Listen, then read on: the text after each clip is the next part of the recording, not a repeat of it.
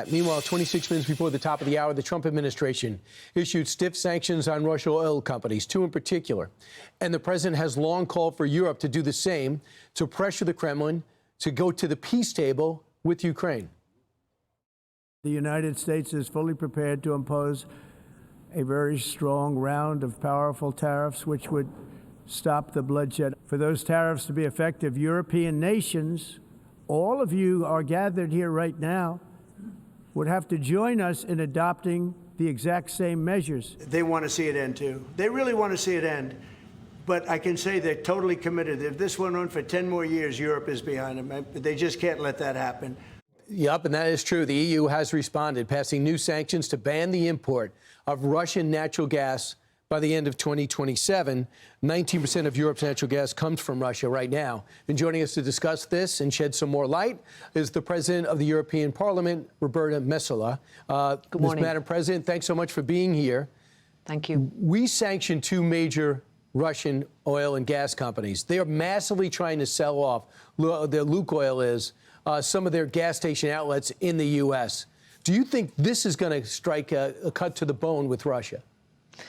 Well, it will definitely go one step further in crippling Russia's war machine. It is something that we've been working on ever since day one, because we realized and recognized that Ukraine's security is Europe's and also the world, including the United States' security. There was a reality at the very beginning of the war that there were some countries that were almost completely dependent on Russia for gas, and that was an immediate pivot away by the European Union towards countries like the United States, which we thank also for having been with us at every step of the way in order to make sure that we're going to help Ukraine, that we're going to make sure that we do not have war on our continent, but also understand that if we need to diversify where we get our energy from, if we need to see that for too long we were relying on unpredictable neighbors that think that they can invade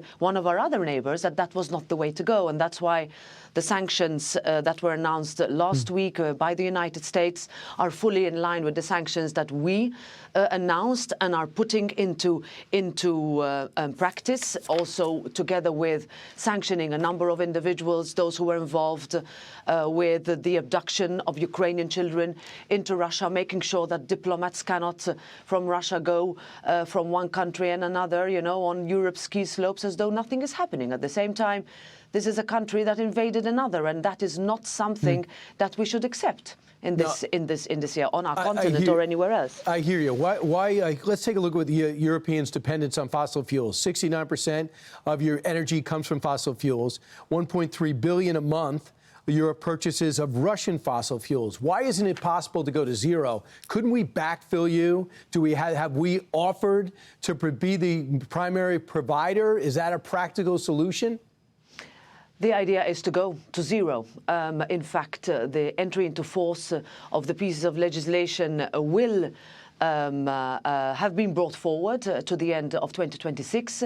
I had a very productive meeting yesterday with the Energy Secretary, Chris Wright, here, and that is one of the discussions that we are having. In other words, how, as a Europe, can we move from unpredictable partners to predictable and allies, and the United States is one of them. It's part and parcel of the trade deal that the European Union negotiated with President Trump. It is one that goes into a deeper relationship between where we have, as Europe and the United States, way to develop together. This, of course, does not exclude that we pursue, of course, clean energy in certain parts of the European Union in order to diversify our mix, but absolutely no more dependence, and that will not happen again, on Russia. Yeah, hopefully. I don't care how this ends. I think we all should agree on that. Because the Middle East and America could help.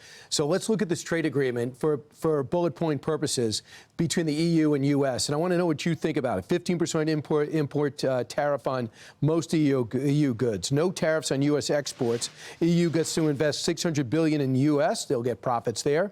EU to purchase $750 billion worth of our energy. That could substitute for Russia. 50% tariff on EU steel and aluminum. How do you feel about this deal? How does the EU, do you think, feel moving forward with this trade deal with the U.S.? Well, this is part of the discussions I'm having also, first on the Hill and also with US businesses who invest in Europe and European businesses who invest in the US, because our trade deal is the largest in the world. We are the #1 trading partners of each other. And this deal gives the predictability that we had long been seeking in order to make sure that we can have a deeper relationship. Now, we as a parliament, I run a parliament of 720 members that will look into this deal, that will go through the different parts in order to implement it. But by and large, we can see that there is a potential for growth. There's a potential for us to get closer.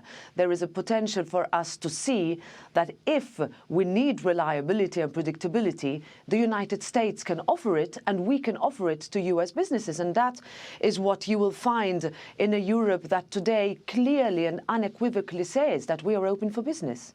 Absolutely, and much more dependable than China, and it's a great message to send China, especially on the eve of a big meeting tomorrow. Madam President, thanks so much for your time. Best of luck with your meetings on the Hill. I'm Steve Doocy. I'm Brian Kilmeade. And I'm Ainsley Earhart. And click here to subscribe to the Fox News YouTube page to catch our hottest interviews and most compelling analysis.